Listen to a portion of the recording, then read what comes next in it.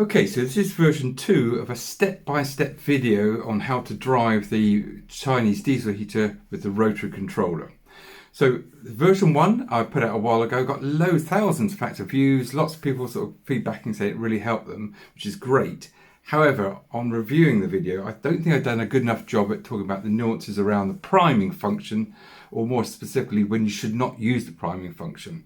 So this video is a direct copy of the other one, except for when we get to priming, I'm going to jump in a bit with some additional information on when you should and should not use the priming function, and I hope it's of use.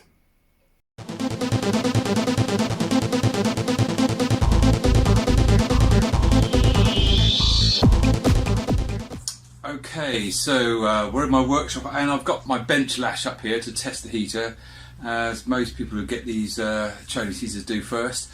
And I must say I really appreciate doing that because it gives you a better feel for how the heater works before you sort of install it, which I've yet to do.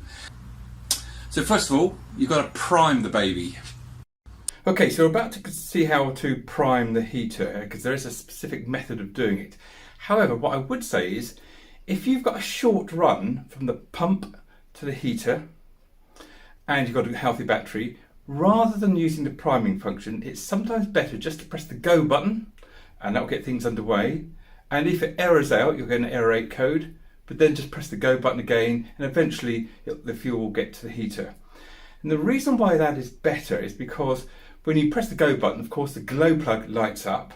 So by the time the juice gets to the heater, the glow plug is already hot and it'll fire up.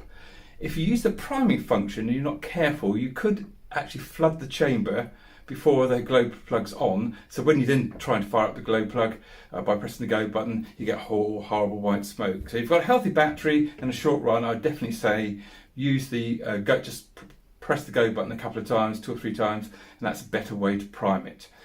Once you have primed it, you shouldn't rarely need to prime it again. I rarely need to prime my heater. If I haven't used it for a long time, I might press the go button and I might get an error rate, press it again and it will fire up.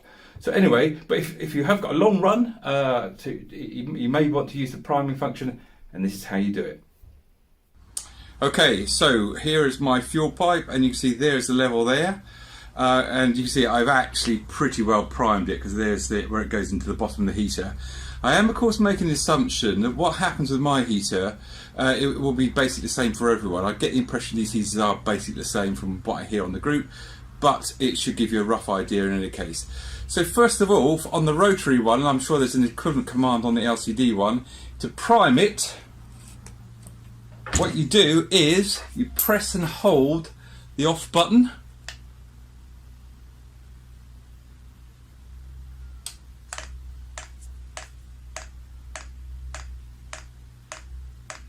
And you can hear that pump clicking. Now all that's happening is the pump only, and it's priming. So if you can see the level there, it's starting to go up. So that's how you prime it. Now that's going to happen for about 5 minutes. And if you need to, just do it again, press and hold. Nothing is happening to the heater. If you press and hold the off button, all that happens is it primes it. Okay, and you can hear it will gradually get faster, that clicking sound on the pump.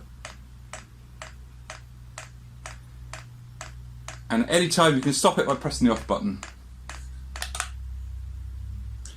Now I must confess, when I first got this, to get juice in the pipes quickly, I did engage in a bit of fuel pipe fellatio, but don't try that at home unless you've got a toilet to hand, because they used to use it as a laxative in the old days, paraffin. But okay, so that's probably enough. I have found these units are tolerant to air, so long as the air's moving. If you get an air lock, you're in trouble. Okay, and that'll come up on an error code. But if there's a little bit of air and it moves a lot, they deal with it. So I'm going to plug this in now. Okay, I've pretty well primed it, we're ready to go. So I'm going to turn it on now. Press the on button and you'll hear nothing. There's a startup routine. Now the first thing you'll hear is the fan start. You may hear that now.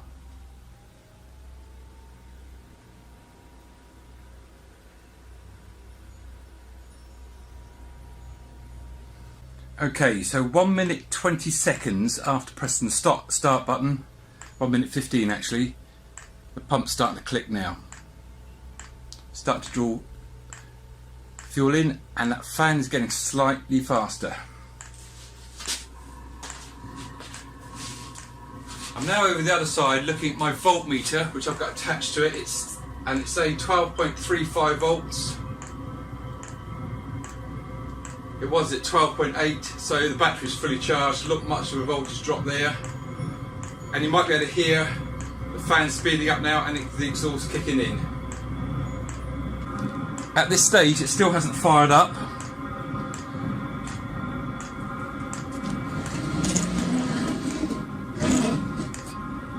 There's cold air coming out. We're at 2 minutes after pressing the go button. A little bit of heat there now. It's trying to fire up. Just starting to kick in now. I've got it on full power. You can hear it getting faster and faster. And there's warmth starting to come out there now. Still a long way from being on full power. You can see I've got 10 LEDs, not flashing, all is good. 3 minutes. Starting to get some heat out now. Still not on full heat, I know that. And you'll hear the thing getting faster and faster.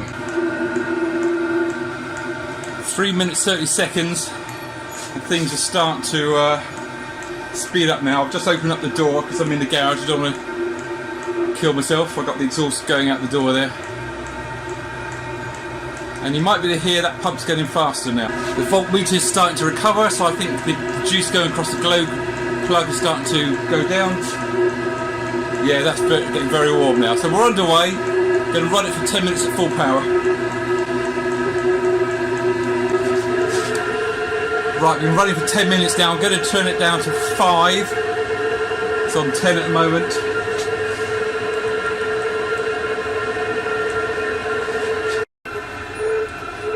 Took about a minute, I say perhaps a little bit less than that, to get down to the speed associated with level 5. We'll whisk it down to the minimum now. Oh, that's still nice and warm. These things are great, these heaters.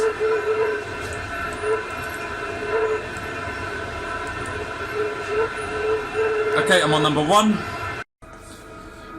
So that's ticking away on 1 now.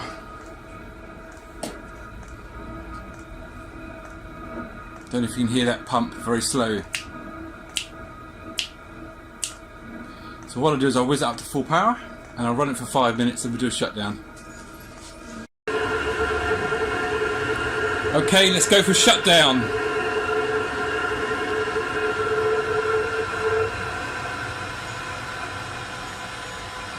You can hear the speed decreasing.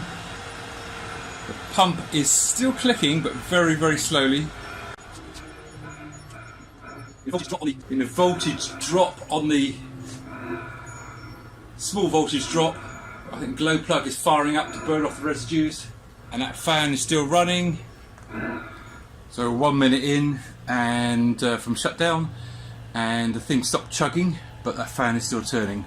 Pump stopped, it's just cooling itself down now. Yep, still a fair bit of heat coming out that pump, so out the heater. 5 minutes, the fan is still running, still in cool down mode. And we've just gone 6 minutes now, the fan's still running, still in cool down. A little bit of heat still coming out there, so there's a hell of a lag. I guess there's a lot of heat still in that heat exchanger, so you can turn these things off sometime before you need to turn them off, in that respect. 6 minutes 30 seconds. Just hit 7 minutes.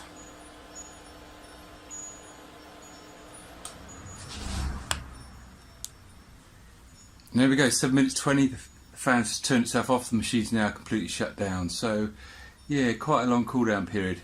Quite a long start period, quite a long cool down period. So that's your first time. Nothing happens straight away.